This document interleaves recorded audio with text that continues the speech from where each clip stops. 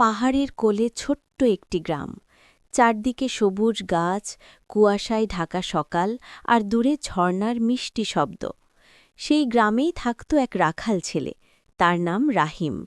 বয়স বেশি না, মাত্র 12, কিন্তু মনটা ছিল খুব বড়। রাহিম প্রতিদিন ভোরে উঠে গ্রামের ভেড়াগুলো নিয়ে পাহাড়ের ওপরে চলে যেত। সেখানে ঘাস সবসময় সবুজ, বাতাস ঠান্ডা, আর আকাশটা যেন হাত বাড়ালেই ছোঁয়া যায়। একদিন সকালে রাহিম ভেড়াগুলো নিয়ে পাহাড়ে উঠল। আকাশে মেঘ ভাসছে, পাখিরা গান গাইছে, সবকিছু খুব শান্ত।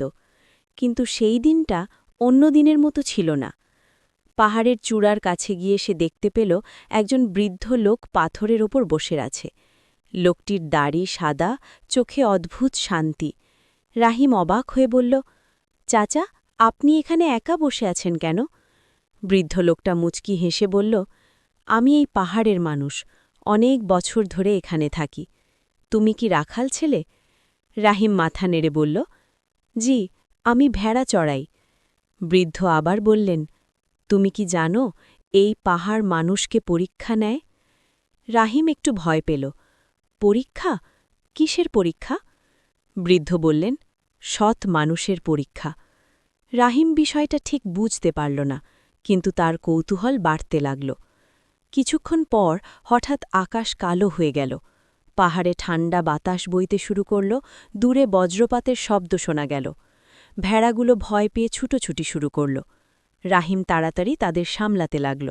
সে এক এক করে সব ভেড়া জড়ো করল, কিন্তু তখনই সে দেখল একটা ছোট্ট ভেড়া নেই। রাহিমের বুক ধক করে উঠল। সে বৃদ্ধকে বলল, চাচা, একটা ভেড়া হারিয়ে গেছে। বৃদ্ধ শান্ত গলায় বললেন, ঝড় আসছে, এখন নিচে চলে যাও, নিজের জীবন বাঁচাও। রাহিম চুপ করে দাঁড়িয়ে রইল। সে জানে যদি একটা ভেড়া হারায়, গ্রামের মানুষ তাকে দোষ দেবে। কিন্তু তার থেকেও বড় কথা, ভেড়াটা হয়তো পাহাড়ে একা ভয় পাচ্ছে। সে দৃঢ় গলায় বলল, না চাচা, আমি ওকে খুঁজে আনব।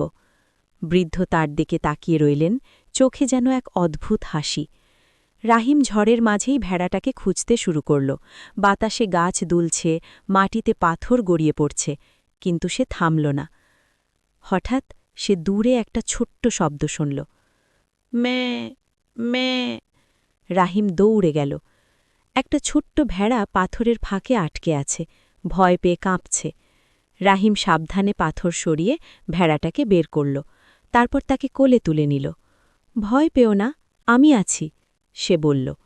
কষ্ট করে সে পাহাড়ের নিচে নামতে লাগল। যখন সে নিচে পৌঁছল, তখন ঝড় থেমে গেছে, আকাশে সূর্য বের হয়েছে। কিন্তু আশ্চর্যের ব্যাপার, বৃদ্ধ লোকটা কোথাও নেই। রাহিম চারদিকে তাকাল, কেউ নেই। সে ভাবল হয়তো বৃদ্ধ চলে গেছেন।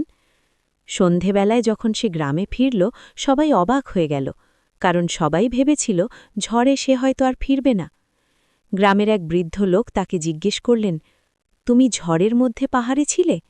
রাহিম বলল, জি, আর সেখানে একজন বৃদ্ধের সাথে দেখা হয়েছিল। সবাই অবাক হয়ে একে অপরের দিকে তাকাল। গ্রামের সবচেয়ে বয়স্ক মানুষটি ধীরে ধীরে বললেন, বাবা, এই পাহাড়ে অনেক বছর আগে এক জ্ঞানী মানুষ থাকতেন। তিনি সৎ মানুষদের পরীক্ষা নিতেন, কিন্তু তিনি তো বহু বছর আগে মারা গেছেন। রাহিমের শরীর কেঁপে উঠল। কিন্তু আমি তো আজই তার সাথে কথা বলেছি। সবাই চুপ হয়ে গেল। পরদিন সকালে রাহিম আবার পাহাড়ে গেল। কৌতূহল তাকে টানছিল। সে সেই একই জায়গায় গেল যেখানে বৃদ্ধকে দেখেছিল। সেখানে একটি পুরনো পাথরের ওপর কিছু খোদাই করা লেখা ছিল। লেখাটা ছিল, যে নিজের স্বার্থের আগে দায়িত্বকে বেছে নেয়, সেই সত্যিকারের মানুষ। রাহিমের চোখে পানি চলে এলো। সে বুঝতে পারল গতকাল যে বৃদ্ধের সাথে তার দেখা হয়েছিল, তিনি হয়তো সাধারণ মানুষ ছিলেন না। হয়তো তিনি পাহাড়ের সেই পুরনো জ্ঞানী আত্মা, যিনি এখনও সৎ মানুষদের পরীক্ষা নেন। রাহিম সেই দিন একটা বড় শিক্ষা পেল। সাহস মানে ভয় না পাওয়া নয়, সাহস মানে ভয় পেলেও সঠিক কাজটা করা। তারপর থেকে গ্রামের সবাই তাকে নতুন চোখে দেখতে লাগল। সে শুধু রাখাল ছেলে নয়, সে একজন দায়িত্ববান মানুষ। আর মাঝে মাঝে যখন পাহাড়ে ঠান্ডা বাতাস বইত, রাহিমের মনে হতো দূরে কোথাও সেই বৃদ্ধ দাঁড়িয়ে মুচকি হাসছেন, কারণ তিনি জানেন পরীক্ষায় রাহিম পাশ করেছে।